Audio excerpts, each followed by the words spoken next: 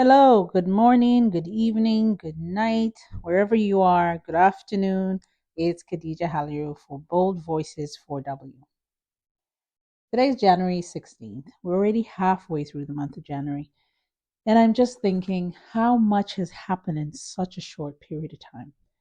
It tells us how fast time goes by and how we take so much time for granted, but in a span of a week, guys, in a span of just a week, we have had so much turmoil the whole world over.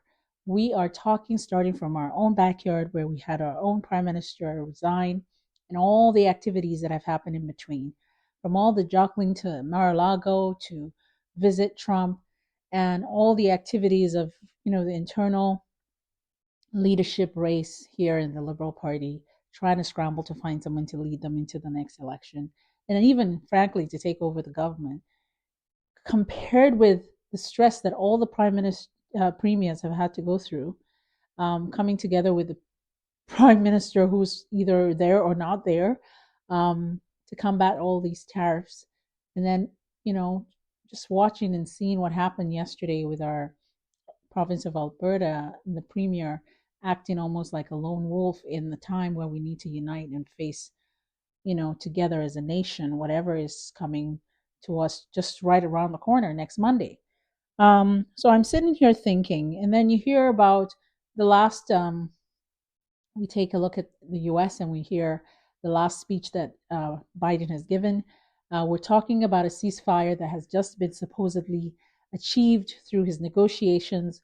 We're kind of seeing celebrations from Palestine, from Gaza, and we're wondering if this is the right, you know, time to feel really relieved, joyous, or are we still holding a breath? We are cautiously optimistic. We are wondering, as of this morning, the meeting that was supposed to happen to confirm the ceasefire or have them vote on the ceasefire did not happen. So, again, I was cautiously optimistic when I heard this yesterday. I was kind of scared and happy at the same time. We've seen just so many graphic images that we're tired, and we all can see through when it's time to call for peace and peace talks to happen. Um, we're right around the corner, and Biden starts to list out all these sanctions. Sanctions on China for electric vehicles, 100% ban on them. We see that just going off, the recent um, hiccup of, the hacking that supposedly blamed on China has really internally caused this, barrage of sanctions that have been happening. If you're internally just focusing on your local affairs and honestly not looking at international affairs and relations and news, you lose context a lot of times when things are happening. And I just want to hopefully give some context to some people who are perhaps just wondering what is going on. Now, Biden's leaving the administration. He's got a few days to go. So by Monday, he's no longer the president of the United States. And so last minute presidents usually do things that they have to do, almost like a legacy of things they achieved in their administration. And so some of them are a ban 100% on electric vehicles. One can argue they're trying to protect their economy as they're trying to bring on tariffs here through Trump, but they're trying to protect the jobs that they've created, the investments they've made in technology and the environment, and they're trying to maybe say we did all of this and last minute we're going to protect it. We see a ban on Chinese cars to China now trying to retaliate to say they're banning US chips or some sort of retaliation already coming out of China. That is only hurting everyone in the world. And as you can see, anytime the US starts something or they finish something, it affects the rest of the world. And so when you start talking about buying computers and buying things that are electronic from China or from the Middle East and Asia, trust me, it's all gonna hurt us as always. So many people across the world take, the brunt of what's happening when all these power countries fight, right? So here we are talking about how you understand yourself in this grand scheme of things. We're now talking about oil. And again, Russia was mentioned in Biden's speech. He's going to be putting a ban on Russia. And immediately, when it comes to oil, you see artificial scarcities happen around the world when these things happen. People forget that when you're talking about Russia, you're not just talking about Russia. Russia is an oil producing country as well. and they supply their neighbors oil in, let's say, the Far East, right? Now, as soon as you say things like this in the US, already countries like India, or smaller countries like Indonesia, Singapore, Malaysia, all those countries start to suffer because these countries, sorry, buy most of their oil from China. I come from an oil producing country, and I can tell you, anytime there's news from any US media about oil, about sanctions, about this, immediately overnight, it hits people's pockets. And it's the reason why the rest of the world just keeps suffering, especially developing nations, just keep suffering at the brunt, of anything the United States does. So now we have Biden leaving and just creating all these last minute chaos. And then Trump is going to come and add his own chaos. And who else is going to be suffering? So we just got to get our act together here in Canada. I tell you, we have to get our acts together. We talk about Ukraine now, trying to push last minute under Biden to do as much damage as he can, to get as much support as he can, because he can't predict Trump. Recently, we've got BRIC nations feeling scared of this long term burden that the United States dollar has put on the whole world's economies, especially when it comes to all these sanctions. And there's a lack of trust now. I mean, I grew up with someone who was very passionate about economics and international relations. And I'll tell you right now, the economic world order has been disrupted so much by the United States, whether they're fighting a war and causing inflation somewhere because of overspending on wars and scarcity in food somewhere, or we're basically just suffering through sanctions and artificial scarcities that are created because supplies now are going to go maybe low. So a lot of buyers and refining countries start to up their ante to get more supply so that they can stock up, and it creates this artificial scarcity, and everyone suffers for it. So just sitting here and thinking through all the last week's event, and I'm saying, oh my God, how much has been packed into this week? Where, as I mentioned, the BRIC countries decided to come together, which they have been doing in the last decade, trying to figure out how they can find a currency that replaces the dollar. And I tell you right now, with the rhetoric coming from the States and the way Trump has been talking, they've been coming together, they've been expanding, and that's going to be something I keep an eye on for the next 4 years to see how that comes to a reality or not. Um, the status quo is just crazy. One of the things that really did stick out to me was Biden mentioning that Cuba would actually be reinstated as a non terror sponsor. And I know that Barack Obama had tried to do that, but Trump came back and reversed it. And then now we have him trying to do it again at the end of his administration. Wonder why that didn't happen early on.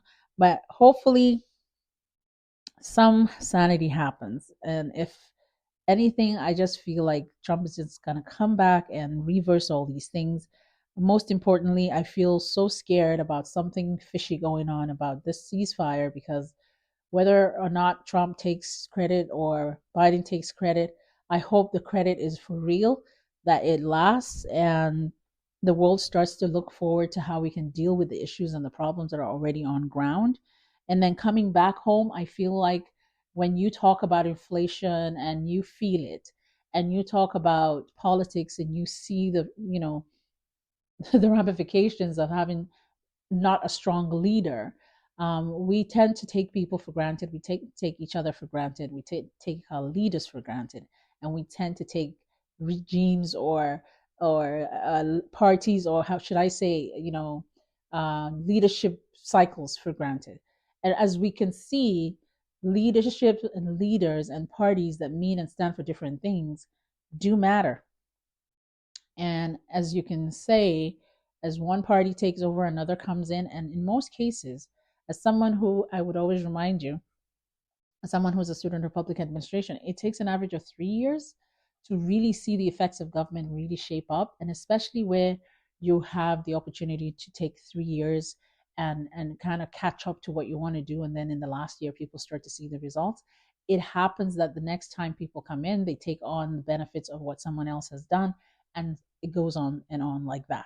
So it's never going to be better just because someone comes in. It's just going to be how well are they able to hang on to the good and make good on some new ideas that kind of make it better or take us further, just moving the needle forward. And I think that's one interesting thing about politics that people need to know. Sometimes we just want to face change, but do you really want to face change, or do you want policy change? And if it's policy change, then maybe you're thinking about, yes, changing a party. But when it comes to a face change, when the policies maybe are good or bad, and you don't remember that it's the face change that you are focused on, you really have to take a time to reflect on whether you want policy changes or you want a leader's change. Sometimes a leader change will make you realize how weak even the party is. And sometimes a party change will make you realize how weak the leader is. So I think Canada is at a cusp. We need to really think about what we're going to do next. On the world stage, we need to return to the status quo. I see us looking like peacemakers and negotiators, and just that powerhouse that brings stability everywhere we go, as we strengthen our country and as we strengthen our ties. And so for me, the week of January, the January ending January 16th, 17th, was the whirlwind of the year. Started off with a bang, and it's ended up this mid-month with a bang. And I'm hoping we're learning closely, we're watching closely. Just to tip off, I just watched the news and got an update that Mark Carney has entered the race, former bank governor. I remember being in the UK when I had my daughter, when he was called to be um, the Bank of Canada, Bank of the UK president, someone to fix it after their 2008, I think, recession. So we have a lot on our plate here.